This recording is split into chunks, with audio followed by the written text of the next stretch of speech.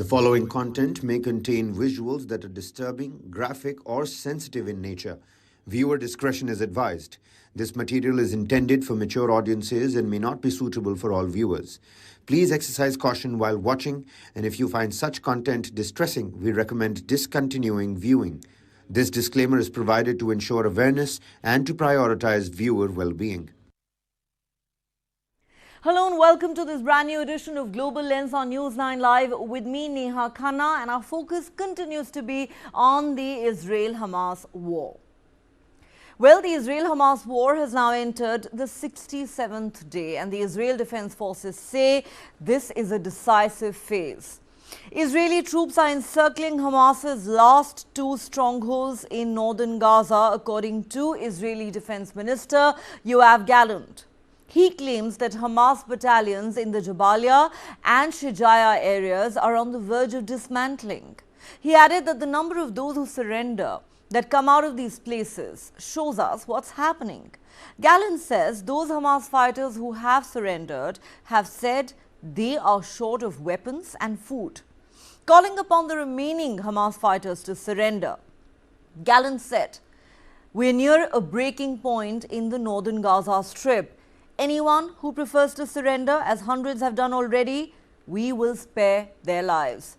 Gallant has been saying for days now that Hamas is beginning to break inside Gaza. The Israel Defense Forces and the Israel Security Agency have announced that more than 500 Hamas and Islamic Jihad fighters have been arrested over the past month and transferred for further questioning to the intelligence unit of the Israeli military. For the first time, the IDF has also published photographs of alleged Hamas terrorists who surrendered. In another significant development, the UN General Assembly will resume its emergency session on Gaza tonight, days after the United States vetoed a Security Council resolution calling for a ceasefire. UNRWA Chief Philippe Lazzarini has said the United Nations staff in Gaza feel abandoned after the US veto. They cannot understand why a ceasefire has not been agreed upon after thousands have been killed and displaced. US President Joe Biden has pledged unshakable support for Israel's war against Hamas. On Monday, he said, and I quote, "Were there no Israel, there would not be a single Jew in the world who would be safe." He also alluded to his complex relationship with Israeli Prime Minister Benjamin Netanyahu, who he said is in a tough spot. But Biden also cautioned, the whole world's public opinion can shift overnight. We can't let that happen. Meanwhile, US State Department spokesperson Matthew Miller told reporters that Israel was no exception to the US policy that any country receiving its weapons must comply with the laws of war. As the war has intensified, how and where Israel uses weapons from the US have come under greater scrutiny, even though US officials say there are no plans to put conditions on military aid to Israel or to consider withholding some of it. The White House also said it was concerned about reports that Israel used US-supplied white phosphorus munitions in an October attack in southern Lebanon, and was seeking more information. The munitions, which can be legally used on battlefields to make smoke screens, among other uses, can cause serious burns. Israel has said this allegation by Human Rights Watch that it uses white phosphorus munitions in Gaza and Lebanon is unequivocally false.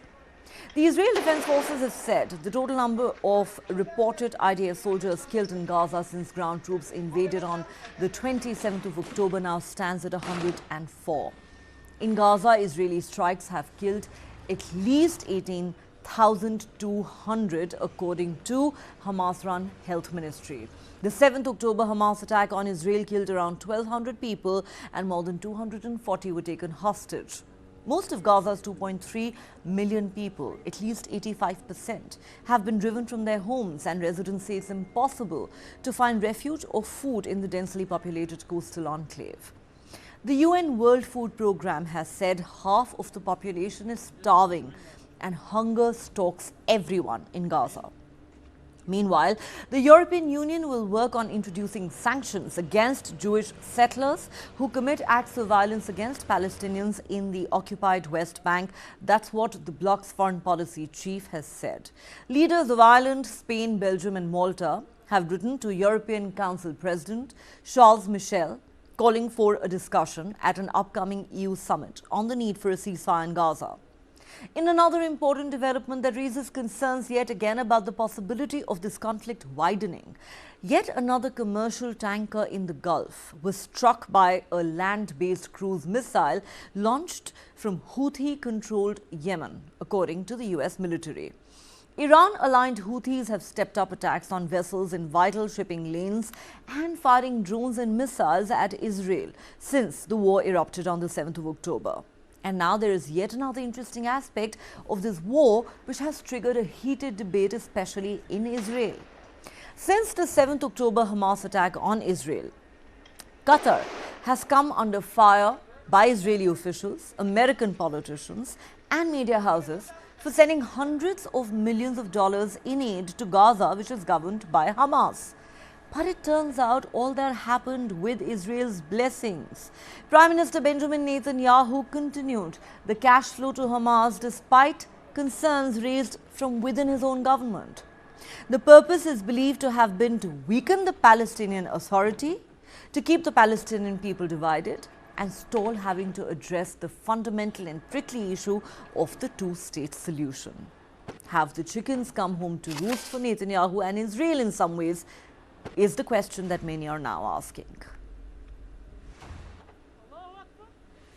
Were there no Israel, there wouldn't be a Jew in the world that was safe. Were there no Israel.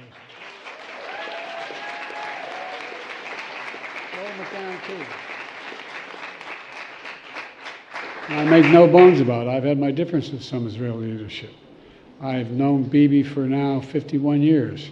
He has a picture on his desk of he and I when he was a young member of the Israeli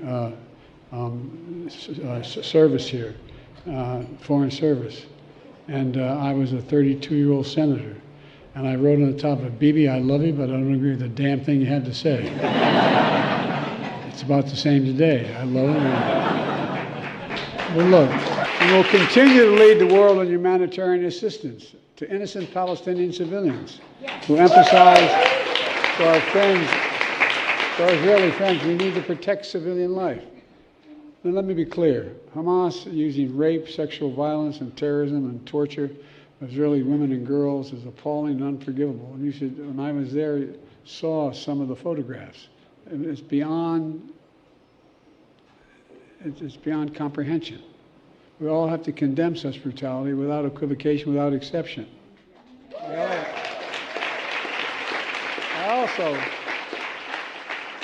I also recognize your hurt from the silence and the fear and for your safety, because the surge of anti-Semitism in the United States of America and around the world is sickening. Calling upon all Americans to make clear there is no place for hate in America against Jews, Muslims, or anybody else. Since the renewal of the fighting, the IDF and ISA arrested some 140 terrorists of Hamas and the Islamic Jihad across the Gaza Strip. In the last month alone, there was a total of over 500 terrorists arrested. Over half of them were taken for further investigation in Israeli territory. We are investigating the terrorists in the field and the tell about hideouts of other terrorists, as well as provide significant intelligence to create new targets further in the fighting. This investigation takes place on the ground in real time as terrorists surrender. We arrest whoever needs to be arrested and release those who are not terrorists, sending them down south to the areas where civilians can stay. Israel will take any measures in order to destroy Hamas, but we have no intention to stay permanently in Gaza Strip. We only take care of our security and the security of our citizens alongside the borders with Gaza and elsewhere. We are nearing a breaking point in northern Gaza Strip and Gaza City, and we will continue this operation in other parts as well. And I call from here to all those battalions, to the terrorists, to their commanders, and to the battalion commanders. Surrender. If you surrender, you can save your lives. If not, your fate is sealed. To the terrorist at the opening of the tunnel, there is no alternative. He can choose one of the two, to unconditionally surrender or die. All right, so just where is this war headed now? Has it entered a decisive phase? To dissect that, I'm joined by Michel Mein, Israeli diplomat at the mission of Israel to the United Nations in Geneva. We're also joined by Ital Melchior, researcher and advisor, Middle East and Africa Affairs. He joins us live from Haifa in Israel, and completing the panel tonight is Ambassador Suresh Goel, former Indian diplomat, joining us from New Delhi. A warm welcome to all my guests. We will come to you in just a moment. I need to slip into a quick break. Don't go anywhere. On the other side, a complete analysis of exactly what's going on in Gaza.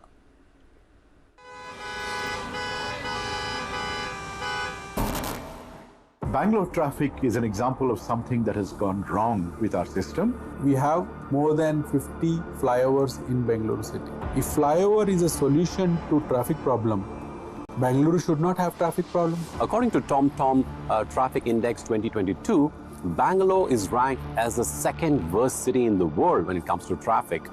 The speed limit at the ORR is 80 kilometers per hour, but our vehicle has only moved 10 kilometers per hour. What Bangalore needs is a surgery, but what we have been offered repeatedly are band-aids.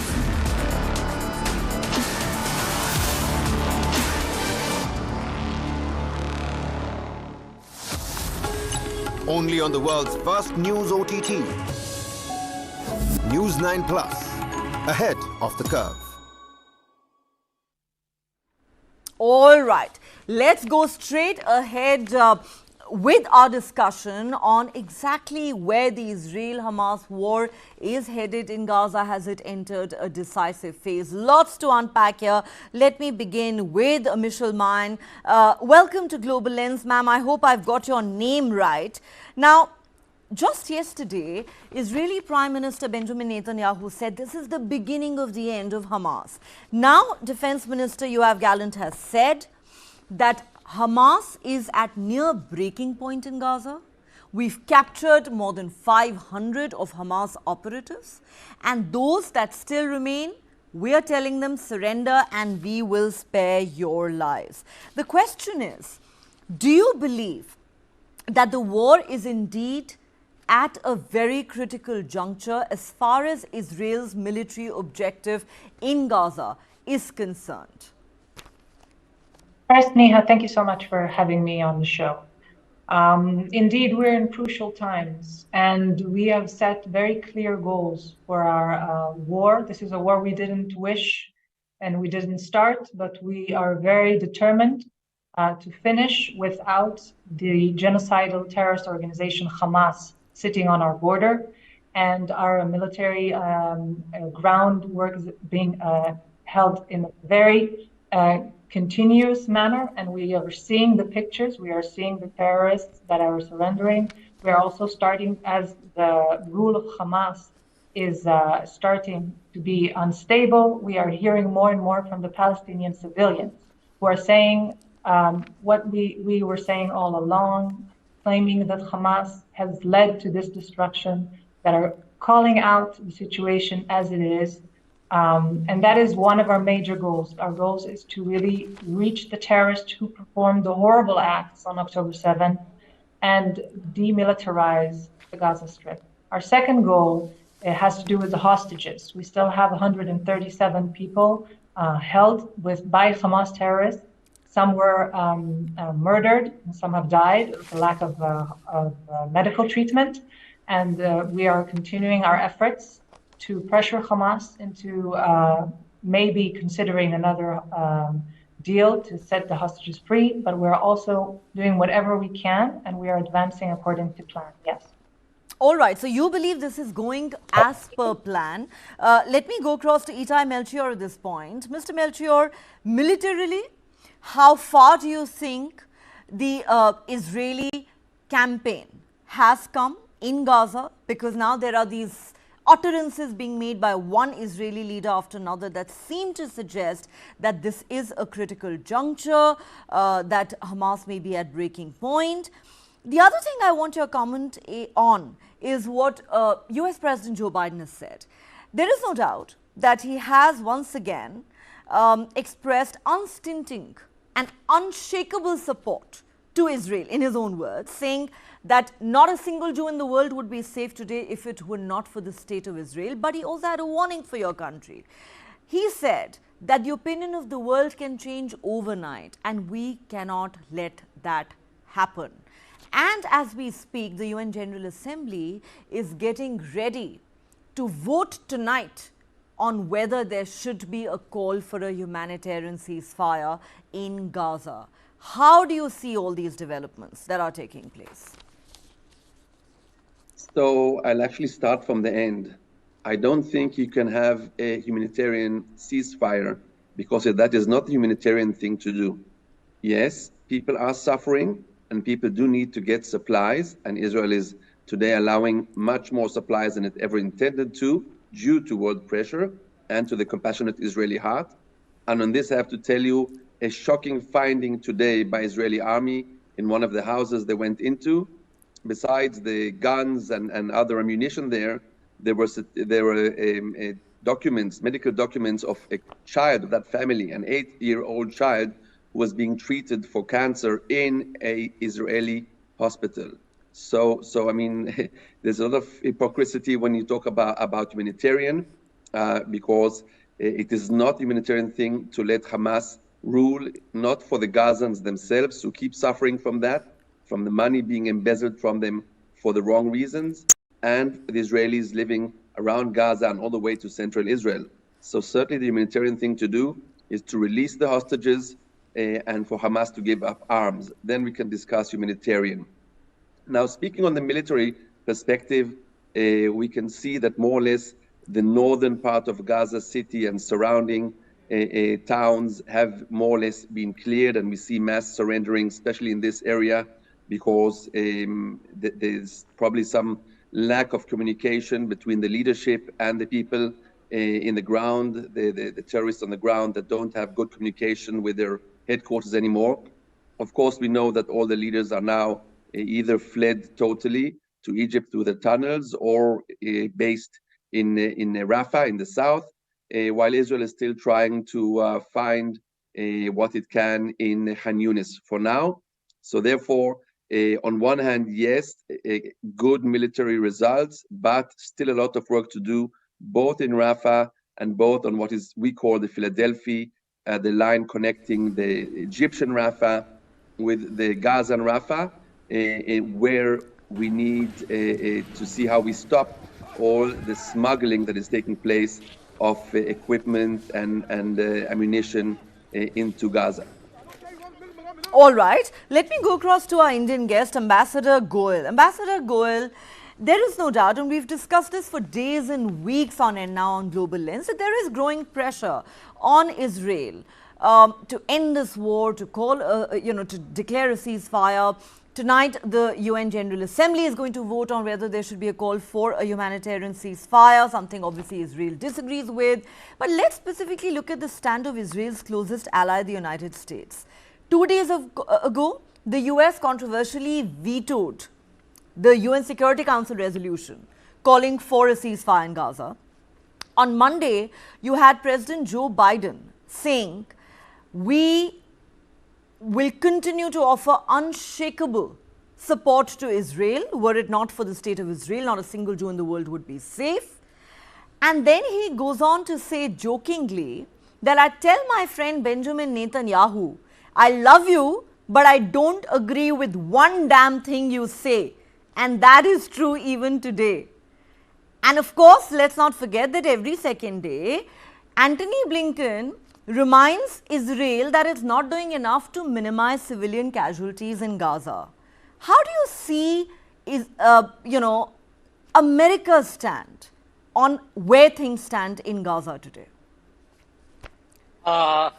Neha, I hope you will give me a bit of a leeway here to respond to a few more things than what you have asked me really. Sure. First of all, as far as Joe Biden is concerned, Well, Joe Biden has cracked jokes before. He is known to be a bundle of humor.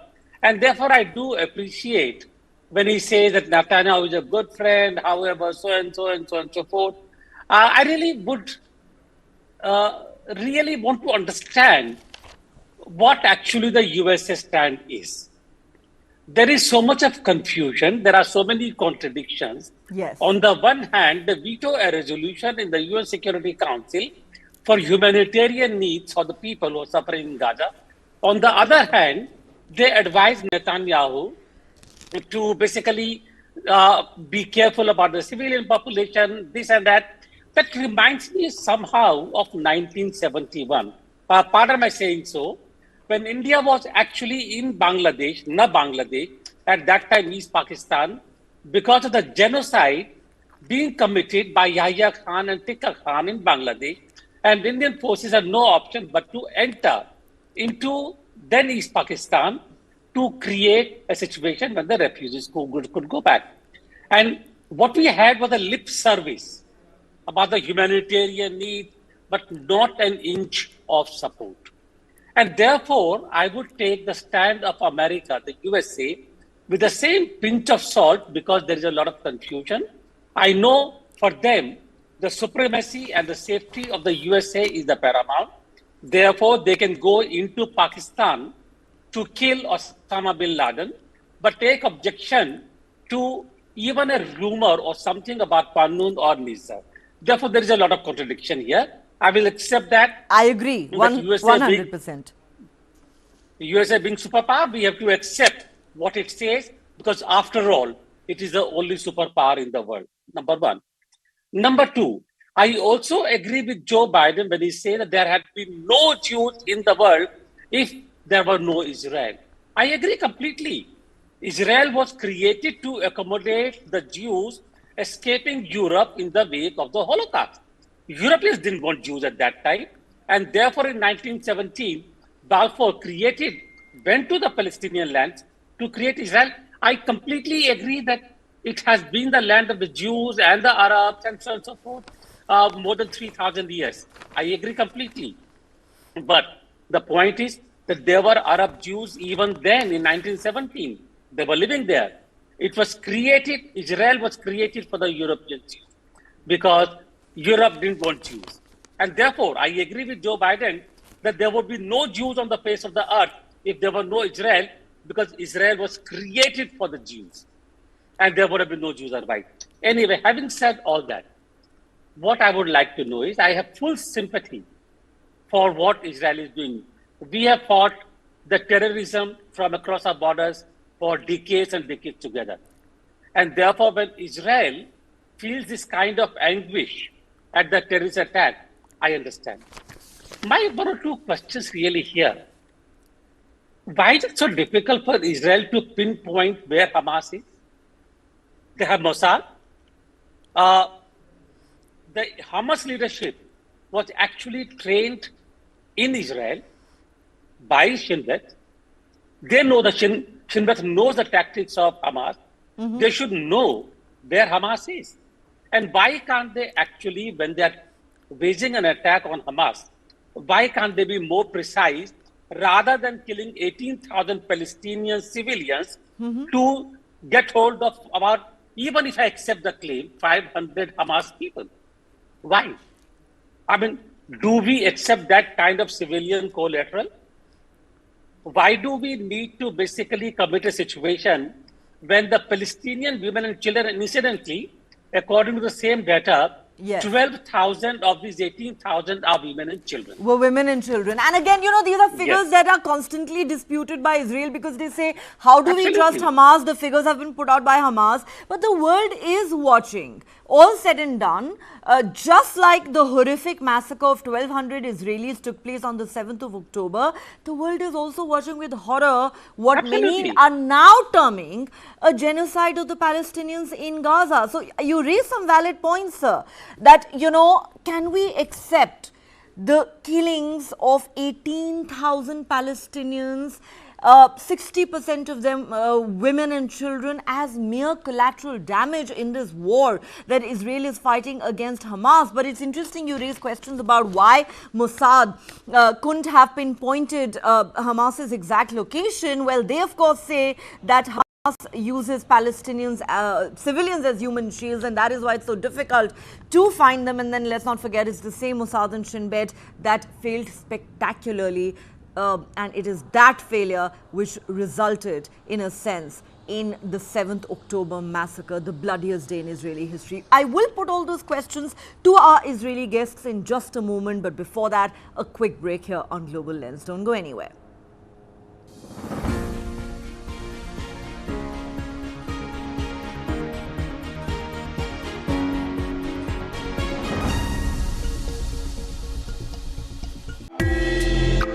Currently, the industry is facing a lot of challenges as far as demand is concerned. Basically, the US markets has slowed down because of high inflation.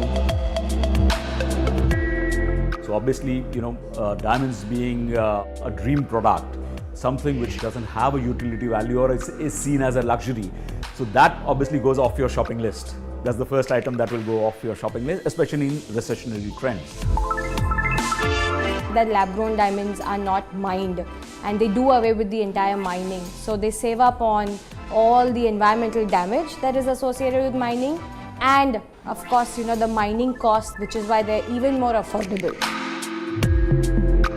People that is impacted by all these recessions are the artisans, are the people who work in this industry, right? But I think lab-grown diamond has allowed them to actually use their skills in the same product.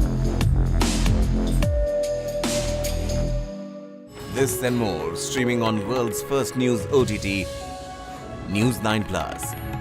Download now. Yes, the scale of the attack surprised us.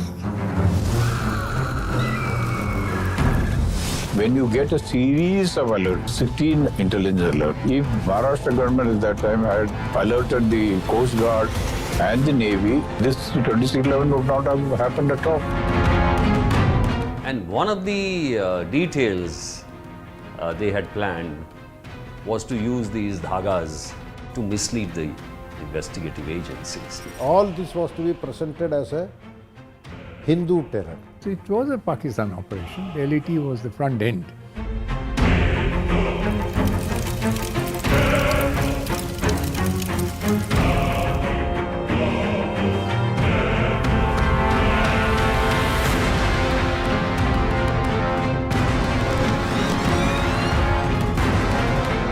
As the attacks were on, it was clear that they were planned and launched from Pakistani territory.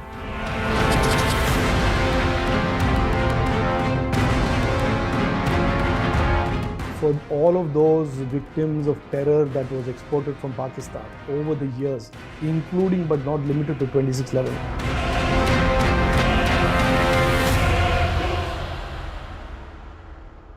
This and more, streaming on world's first news OTT, News9 Plus.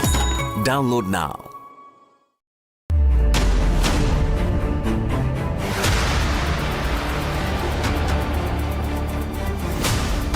BrahMos. Stealthy, lethal, precise. It flies at 3 times the speed of sound and cuts through a warship like a hot knife through butter. China's navy has threatened its neighbors, and they are turning to the BrahMos for protection. The warship killer. This and more, streaming on world's first news OTT, News9 Plus. Download now.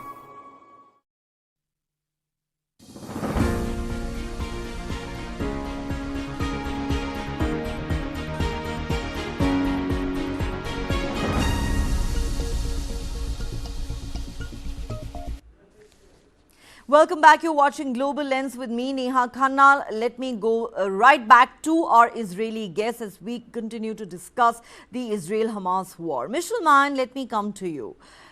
The UN General Assembly is gearing up to vote tonight on whether there should be a ceasefire in Gaza. A couple of days ago, the UN Security Council voted on this. We know the United States, your close ally, vetoed that resolution.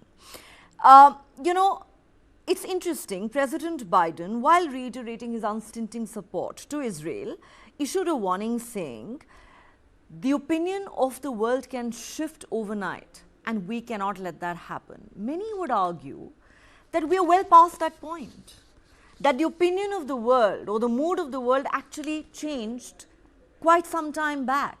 As you heard the Indian guest say on the panel, that many are now beginning to ask, can Israel justify the killing of 18,000 plus Palestinians, thousands of them women and children, as it continues to hunt down Hamas?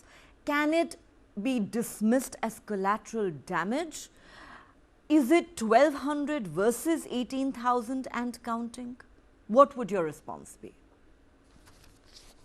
First, Neha, I would come back to what you said about the numbers. We don't know. We're in the midst of a horrible war against a terrorist organization that unfortunately keeps using the people of Gaza as human shields. It's launching rockets and missiles towards Israel from designated humanitarian zones. We can see the pictures of our soldiers finding RPG, mortars, missiles hidden amongst mosques, schools, and very close to UN compounds. So, of course, we recognize the fact that amongst the casualties are innocent civilians. And I know that the IDF is doing whatever it can in order to avoid these harm done to civilians. But unfortunately, like I mentioned, the terrorists of Hamas keep putting these people at risk and using them as human shields. And it's not a numbers game. Of course, we can't compare. There are suffering on both sides. And when we saw the horrific acts that were committed on our people on October 7th, we knew we must take action. But our war is not against the people of Gaza and the civilians of Gaza. It's against the terrorists of Hamas that has been cynically using these people in order to launch a horrific attack against us. And we will not let that continue. You will not let that continue, but I will ask you this question once again, but I need to quote some figures for our viewers, that apart from the fact that more than 18,200 Palestinians have now been killed in the Israeli counteroffensive in Gaza, according to the UN, and this is not Hamas, this is the United Nations, Gaza has 2.3 million people. Most of them, at least 85% of them, have been driven out of their homes. They are internally displaced. Residents say it's impossible to find refuge or food.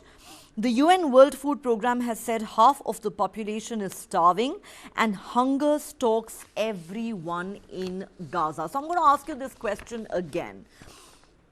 As calls for a ceasefire grow around the world, how much longer do you think Israel will be able to withstand that pressure? There were some unconfirmed reports over the weekend which suggested that the Biden administration may have set a deadline for Israel, asking it to wrap up its military offensive against Hamas by the end of the year. Is there any truth to that?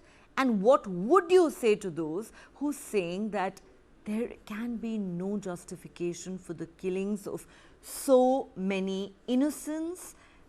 Many are labeling it a genocide. Not my words, but there are many around the world who are calling it that. Well, I'll start with your last question. I'm a third-generation Holocaust survivor family. I take personal offense from the use of the word genocide, and I hear it way too often in the UN as well. We are not committing any such act against the Palestinian people, and I want to be very clear. Second, I would say that we are in constant dialogue with our U.S. counterpart. We appreciate the support that has been given to us, and I know that will continue into the future. And I will repeat what I said again. We do not wish to harm any civilian, any Palestinian civilian in the Gaza Strip. We recognize what they're going through. The humanitarian aid is flowing and will increase the flow of that. We are at war with horrible terrorists that committed horrible acts on October 7th, and they're using cynically the people of Gaza. And unfortunately, what I am witnessing at the UN is a fact-denying frenzy. First, there is a denial of what happened on October 7th, and secondly, there is a denial of the responsibility. And the sole responsibility for the harm to civilians in Gaza lies within the terrorists of Hamas, who are continuously using them. If they were to surrender, if they were to release the hostage, the situation could have ended much quicker. But unfortunately, they're not doing that. They're continuing to hide in tunnels they built underneath Gaza. They're continuing their use of facilities that are supposed to be protected under international humanitarian law. They use hospitals. Ambassador Goel said earlier, and this is something that has exercised the minds of a lot of observers of late. The sort of mixed messaging that seems to have emanated from Washington in recent days. You know, you almost get the sense that Joe Biden and Antony Blinken are playing the good cop, bad cop game with Israel. One day Biden says unshakable support to Israel, but let me also remind them that the mood of the world can change. Blinken the next day says you're not doing enough to protect civilians. There's a gap between your stated intentions and the reality on the ground. Then, like I said, there were unconfirmed reports that the Biden administration may have set a deadline of 31st December 2023, asking Israel to wrap up its military campaign by then, because it is no secret that there is growing criticism of the Biden administration for its unqualified support to Israel, not just around the globe, but even at home. And Biden has an election to face next year. So I'm going to ask you this question. How much of a window do you believe Israel truly has before the United States, your closest ally, decides we've had enough, this has to stop? Yes. So first, I just have to join my colleague, country fellow Michal. I'm a second-generation Holocaust survivor, and there was none of the Palestinians who were killed during this offensive were targeted, as opposed to the Israelis who were killed, who were targeted civilians. You mentioned the Houthis in the beginning. The Houthis are firing into Israeli cities. They're not even trying to say they're attacking any military post. So really, the use of genocide that word is just part of propaganda, and it's a big problem because Israel is facing a big attack in the world public opinion, based on some conception that the stronger side is always to blame, and that is not the case.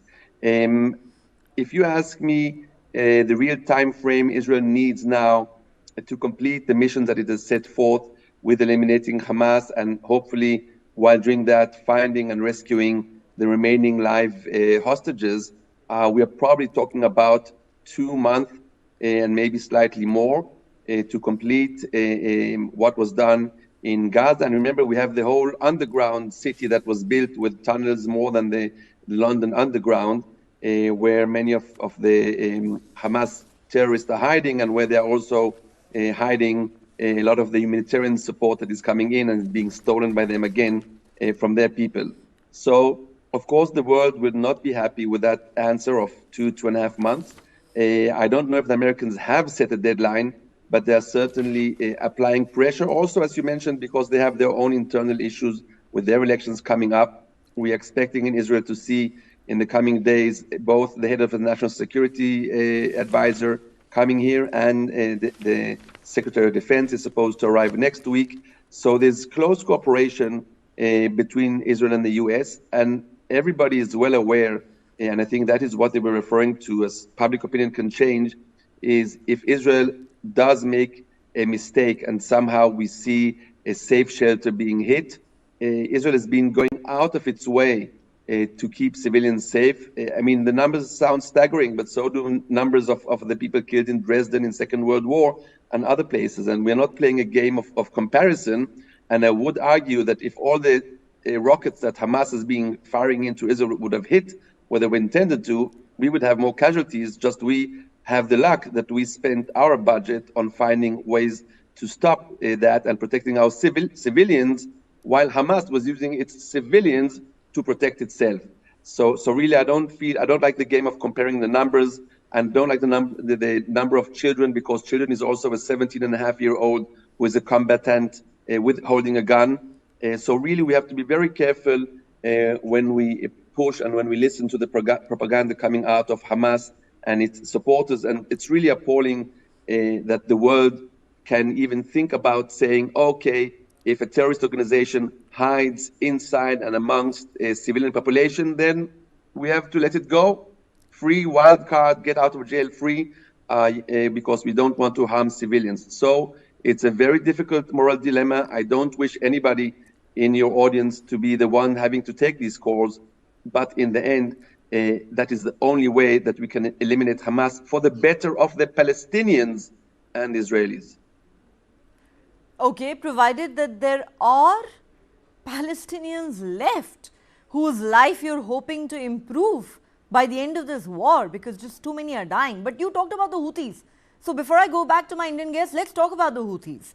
I mentioned at the start of the show that yet another commercial tanker in the Gulf was struck by a land-based cruise missile launched from Houthi-controlled Yemen. And this has been declared by the US military.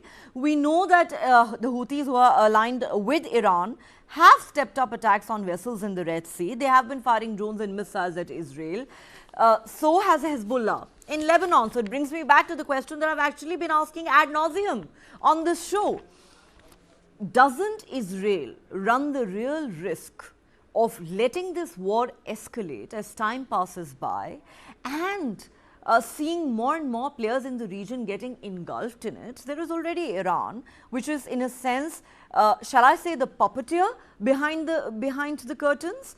There are the Houthis in Yemen, there are anti-Israel forces in Syria, and then of course there is Hezbollah in Lebanon. Is Israel prepared for a multi-front war? So I think you used the right term, puppeteer. I think our previous Prime Minister Bennett used the word octopus as being the head sending its tentacles out to the region. I think that even though this is the most overlooked issue, the world should actually be most worried about the Houthis, and that is for several reasons. For example, for your viewers, I remind you that the first ship that was captured by the Houthis was actually making its way to India. As part of India's trade, it was from Turkey to India, not bringing goods to Israel, not taking goods from Israel, and the Houthis just stopped it and have decided to become the new pirates of Bab el-Manda, of the Red Sea, and policing an area where I think about 15 to 20% of world oil goes through, and that could even bring problems to Egypt for the Suez Canal, for ships having to travel to Europe, taking 3 weeks longer. So while Hezbollah is probably a bigger threat to Israel than Hamas, and it is a problem that we'd rather deal with diplomatically, especially if they would uphold the UN resolution, which doesn't allow them to operate where they are in the way they are and keep amassing arms. But the Houthis pose a threat on the world order. And again, the Houthis, I don't even know, besides getting orders from Iran, we don't have any territorial dispute with the Houthis. We haven't seen the Houthis spring to action and save any Muslims in other areas, neither in Syria, nor in closer to them Sudan, where there's a terrible civilian war going on between two different fractions of leadership, and people are dying and starving there also, and not getting the attention that Gaza is getting. So really, the Houthis is something that the world will have to deal with. The Americans are setting up a task force, and more than 30 countries have already said they will join it. Even though they've declared war on Israel, it's not a problem of Israel. It's a problem that the world will have to deal with. Okay, it's a problem that the world will have to deal with, though, I'm constantly reminded of what the French president said recently. Israel says it's doing this as an act of self-defense to make its citizens secure. He said, can Israel really hope to achieve lasting security if it comes at the cost of so many Palestinian lives, and after having caused so much resentment and anger in the Arab world? I think that is a valid question. But since I'm out of time, Ambassador Goel, I'll give you the last word. The question I want to ask you is this. Nobody really knows how long this war is going to continue for. whether other players could get involved, whether it could in fact escalate. Itai Melchior says we're probably going to take at least another 2 months before we finished off Hamas. And then there are those who wonder, can Hamas be finished off at all? Do you believe behind the scenes it is quite likely that the Americans may well have set a deadline for their friends in Israel, having told them, we've given you a long enough rope thus far, but too many Palestinians are dying. The opinion of the world is shifting fast against us. You better wrap this up soon. Do you believe there may well be a deadline that we don't know about? Can you unmute yourself, sir? It's a very complex issue really there in the region, because the fact is that in terms of the whole geostrategic dynamics, the USA is developing good relations with the Gulf powers, Saudi Arabia, Arab Emirates. Please remember ITU2. Please remember the MEC connectivity project that was announced at the last meeting of G20. So there is a lot happening there in terms of evolution of a relationship between the USA and the Gulf powers and the Europe. Therefore, I don't think USA would be comfortable with the kind of a situation where the Gulf countries have to take a side. And believe you me, eventually, if it's a question of decimation of Palestinians and Israel, I think Gulf powers will have to be careful. They will need to decide what they need to do, and therefore that's a dilemma they are facing. And so USA may well have a deadline, but not a deadline in terms of a date, but as to when the whole thing is going to be over before the next year's election that Biden faces. Number one. Number two, just give me 1 more minute and then I will end. Sometimes the question comes to my mind. I can understand Israel's need to reinforce the security, and therefore action to take on Hamas, I can fully understand. But what they're doing in Gaza, is it a reprisal for what happened on the 7th of October? And not getting sufficient information, or not being able to prevent that despite having the information. So is it a reprisal for that? Or is it really an effort to enforce security? Because if it was just security, I think they could have done it much more easily. I do think that it is a sense of reprisal against the people who have, let me use a very strong word, humiliated them. And that is not going to be tolerated by Israel. And number three, ultimately it will depend upon the USA now. Yes. USA has to take any action if they want stability in the region. This has to stop. If it goes further, I think maybe there will be a piece of the grave when 2.2 million people would have been displaced from Gaza, and Israel, neither Israel nor any other country would take over the responsibility for administration of Gaza anymore beyond that. So it will be a piece of the dead or peace in the grave, but it will not be stable. Yeah. Okay, very strong words from the ambassador.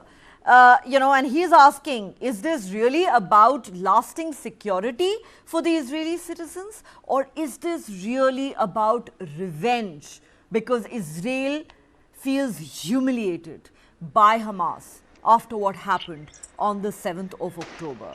Whichever side the truth may lie on, fact of the matter is too many people have suffered, too many people have died. If 1,200 people being massacred in Israel on the 7th of October is unacceptable, well then many would argue so should be the killings of 18,000 Palestinians, thousands of whom were women and children. On that note, I'd like to wrap up this discussion and thank all my guests for joining me, Michal Mayen, Itai Melchior and Ambassador Suresh Goyal. Thank you very much to all of you for joining me on Global Lens. I certainly look forward to having all of you back on the show. All right, shifting our focus away from the Israel-Hamas war, let's tell you what's happening now in Putin's Russia. Before that, actually, let's get you an update on a big story that developed today in Pakistan. At least 23 Pakistani soldiers were killed and dozens of others injured today after Islamist terrorists rammed an explosive-laden truck into a police station in northwest Pakistan. Multiple suicide bombers stormed the security compound, detonating explosives inside the premises. The terrorists also opened fire on the security personnel, leading to a shootout. The police station in the Dera Ismail Khan district in Khyber Pakhtunkhwa province was being used by the Pakistan Army as a base camp. According to officials, several terrorists first rammed the truck into the boundary wall of the station, while others started attacking with guns. It is suspected that military ammunition stored inside the base might have also exploded in the attack. An official has been quoted as saying many of the victims were killed while they were sleeping and in civilian clothes, so we are still determining if they were in fact all military personnel. 3 rooms had collapsed and efforts were underway to pull bodies from the ruins, with fears that the death toll could rise further. A recently emerged Pakistani Taliban group, the Tehreek-e-Jihad Pakistan or TJP, has claimed responsibility for this attack that took place close to the tribal regions bordering Afghanistan. Following the blast, an emergency was declared in district hospitals while all schools and colleges were closed due to the attack. Khyber Pakhtunkhwa has witnessed multiple terror attacks in the recent past. In one of the biggest such incidents, at least 57 people were killed in a blast that took place in a mosque in September this year.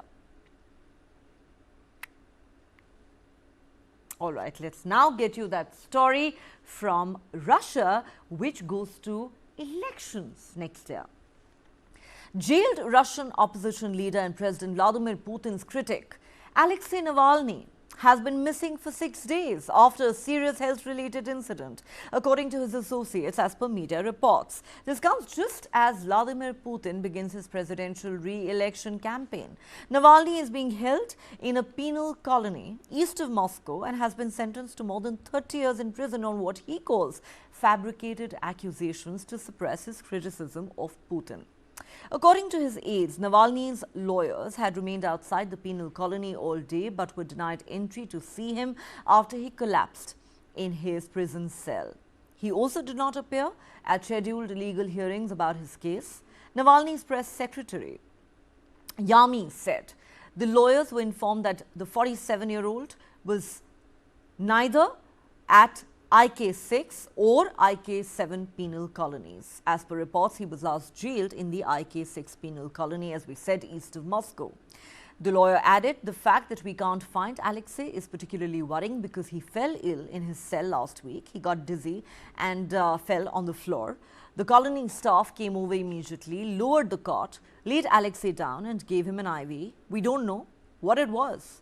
But given the fact that he's not been fed, is being kept in a punishment cell with no ventilation, and the time for walks has been reduced to a minimum, it looks like a hunger feint. Since this incident, the lawyers have seen Alexei and he has been relatively well, but now it's the 3rd day that we don't know where he is. Before that, there were at least occasional letters from him, albeit censored ones, but there have been no letters at all this week, said the lawyer.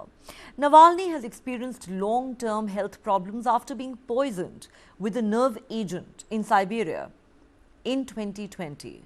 According to Reuters, the Kremlin has denied trying to kill him and refuses to comment on his case, saying he's treated like any other prisoner.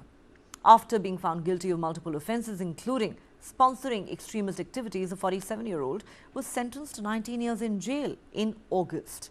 He was already serving an 11.5-year sentence in a high-security prison for several accusations, including fraud, all of which he denies. Additionally, he has spent at least 21 times in an isolation cell.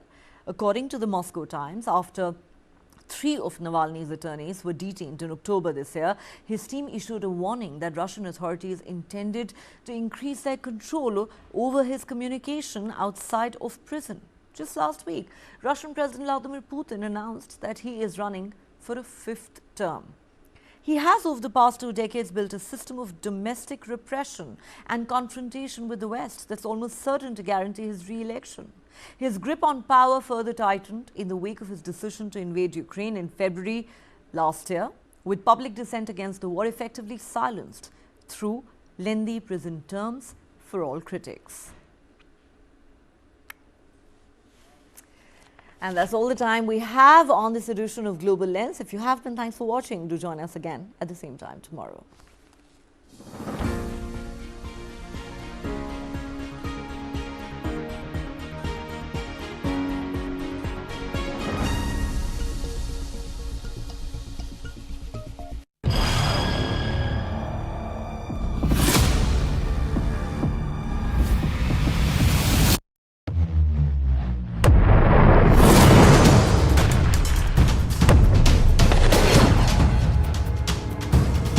He thought he could outlast us.